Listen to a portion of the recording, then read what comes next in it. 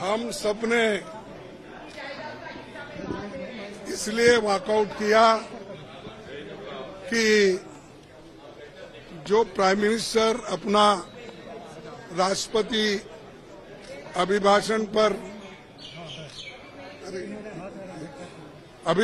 पर जो भाषण दे रहे थे, उन्होंने कुछ गलत बातें सदन को बताई,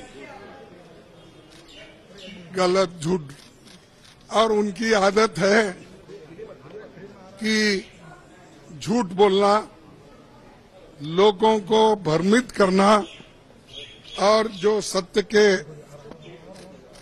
जो विरोध में बात करना, ये उनकी आदत है।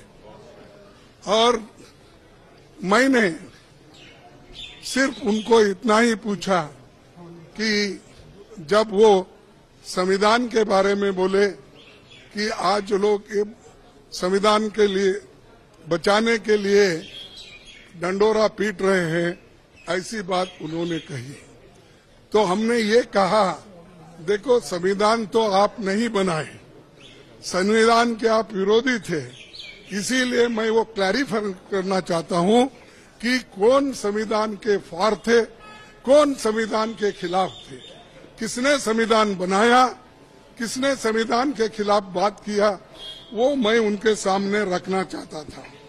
मैं ये रखना चाहता था कि उन्हीं के पेपर में आरएसएस के जो मुखपत्र है ऑर्गेनाइजर 30 नवंबर 1949 में अंक में संपादकीय में लिखा था, ये ऑर्गेनाइजर तो ऑथेंटिक पेपर है उनका, ये उनका ऑफिशियल पेपर है, उसमें ये लिखा गया था, भारत के इस नए संविधान की सबसे बुरी बात यह है कि इसमें भारतीय कुछ भी नहीं है, प्राचीन भारत के अद्भुत संवैधानिक विकास के बारे में इसमें कोई जिक्र ही नहीं है।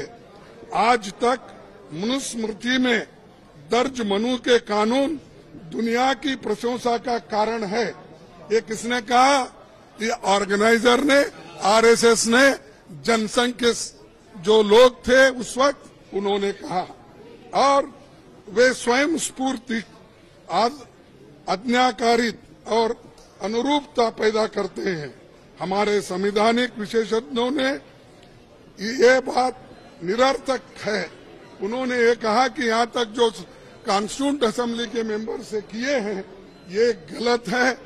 उन्होंने उस वक्त अपोज करके इस संविधान को उन्होंने नकार दिया था, और आज उसकी रक्षा की खुद बात करते हैं और हमारे को बोलते हैं कि हम संविधान विरोधी है।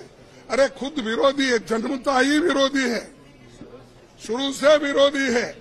इसको जब इसका जन्म शुरू हुआ उस दिन से इन्होंने बहुत से पुतले जलाए, अंबेडकर के, नेहरू जी के पुतले जलाकर रामलीला मैदान में उन्होंने ये सब काम किया।